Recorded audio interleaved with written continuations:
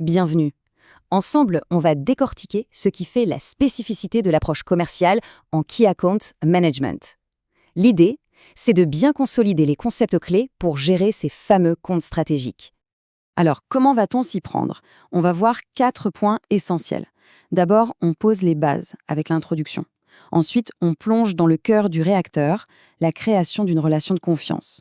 Puis, on passe à l'action avec la prospection grand compte.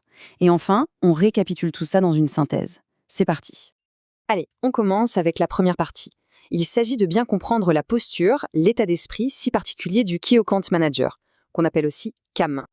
L'objectif ici est double. D'une part, il faut vraiment saisir la mentalité d'un CAM. Ce n'est pas un vendeur comme les autres, loin de là. Et d'autre part, on va découvrir les méthodes qui fonctionnent, celles qui sont essentielles pour réussir auprès de ces clients si importants. On en arrive au deuxième point, et là, attention, c'est vraiment la pierre angulaire de tout le système, la relation de confiance. Sans ça, impossible de construire quoi que ce soit de solide et de durable. Cette citation, elle est parfaite. Elle dit tout. Le rôle d'un bon KM, ce n'est pas de pousser un produit à tout prix. C'est d'être un conseiller, d'aider le client à prendre la meilleure décision pour lui. Et ça veut parfois dire de ne pas acheter. C'est ça, un vrai partenaire. Donc voilà tout l'enjeu. Il faut opérer un changement de posture.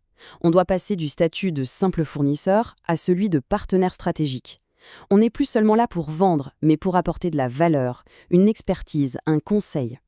Et pour y arriver, il y a une démarche assez logique en 4 temps. D'abord, on diagnostique, on analyse pour aider le client à y voir clair dans ses propres besoins. Ensuite, on creuse pour comprendre ses objectifs, ses enjeux. Après, on l'accompagne pour le guider vers la bonne solution. Et tout ça en gardant toujours cette casquette de consultant expert. Cette relation, elle se construit dans la durée, évidemment. Comment? En co-construisant l'offre avec le client main dans la main, en assurant un suivi proactif, c'est-à-dire en anticipant ses besoins, et en s'engageant sur du concret avec des plans d'action sur plusieurs années.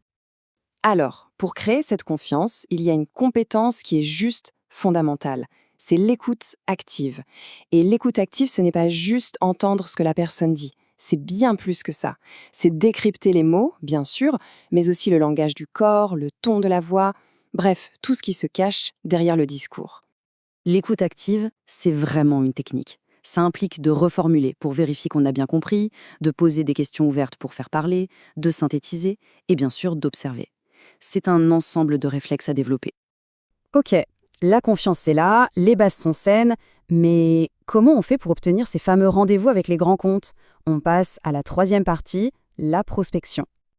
En prospection, il faut être obsédé par une seule chose au départ. Une seule, obtenir le rendez-vous. C'est la porte d'entrée. Tout le reste, la vente, la négociation, ça vient après. Pas de rendez-vous, pas de business. C'est aussi simple que ça.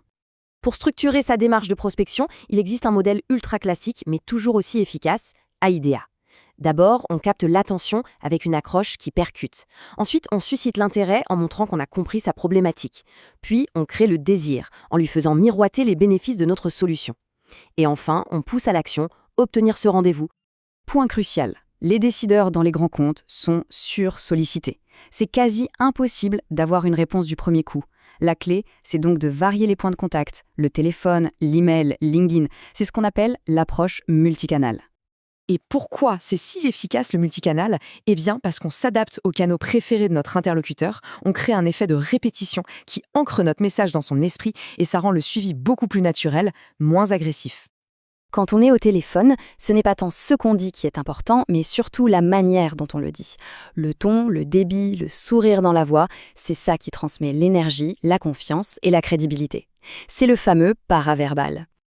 Pour les emails de prospection, il y a une sorte de recette magique. 1. Un objet qui donne envie de cliquer. 2. Une accroche ultra personnalisée. 3. On explique la valeur ajoutée en 2-3 phrases, pas plus. Et 4. On termine par un appel à l'action très clair. Et sur LinkedIn, la règle d'or, c'est la patience. On ne rentre pas dans le lard. D'abord, on soigne son profil. Il doit être impeccable. Ensuite, on adopte une approche progressive. On se connecte, on interagit avec les contenus de la personne, on commente, on se rend visible. Et c'est seulement après, une fois le contact un peu chauffé, qu'on peut envoyer un message pertinent. Voilà, on arrive à notre dernière partie, la synthèse.